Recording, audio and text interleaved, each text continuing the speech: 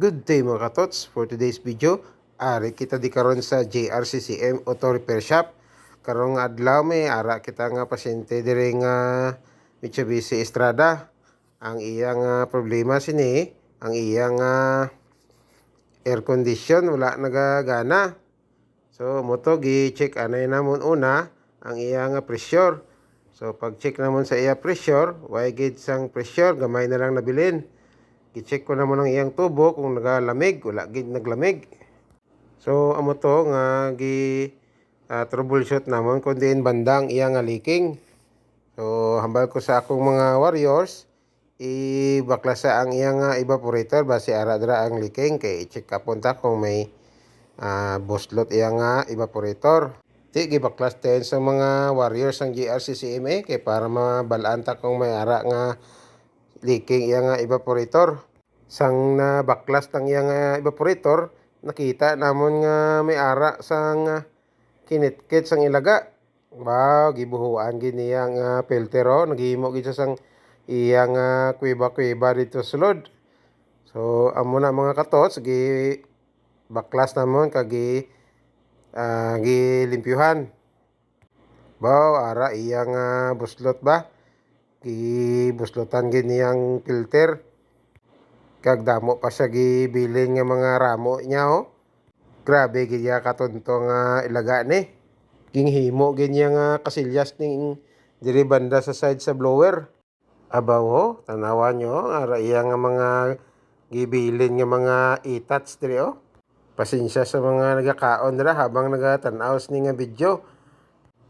Kaluluoy gid ang tag-iyas ni ba kay nami gid ang higop-higop sang hangin niya nga may ara gali sa may mga itat sa mga ilaga. So pagkatapos ato i-check namon iya nga evaporator kung may ara leaking base kung gibirahan niya man ikakitkit.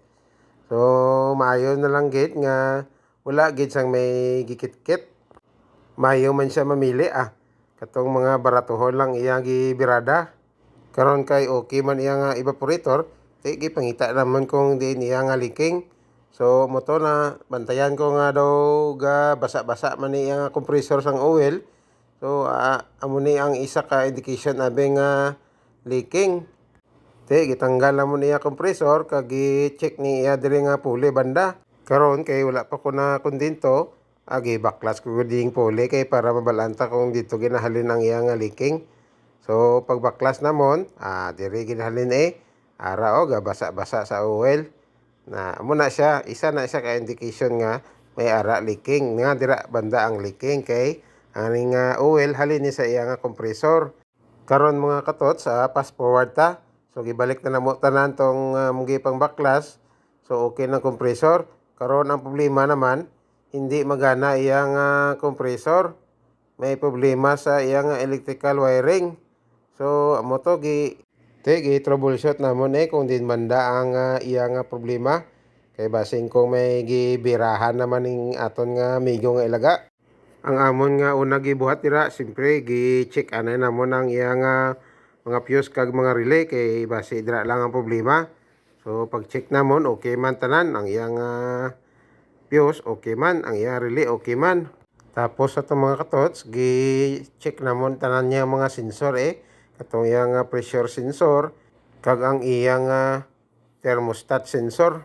After 1 year and 1 month and 1 week and 1 day nga troubleshoot, nakita ginamon iyang problema. Ara gali sa iyang thermostat sensor ang problema mga katots. Sa video nga ina mga katots, nakita dira nga gaandar na siya naga-activate na tong iyang magnetic clutch sa compressor. Kung makita dira sa video mga katots, may ara ko gibutang thermostat para mabalanta lang kung dira gid iya nga problema mga katots. Pag butang ko sa to mga katots, nagana gid siya to ara na okay na naga-engage ng iyang magnetic clutch sa compressor. Karon mga katots, ang akon nga ma-advise sa inyo para hindi sudlan sang ilaga inyong air condition system, dapat kani nga sign kung makita niyo ni sa inyong dashboard, perminti gini siya naka-on Kaya kung naka-off na siya, ibig sabihin sina ang inyong blower maghigop na siya halin sa gawas. So So mag-open tong flaps niya dito. So dira maagi ang ilaga.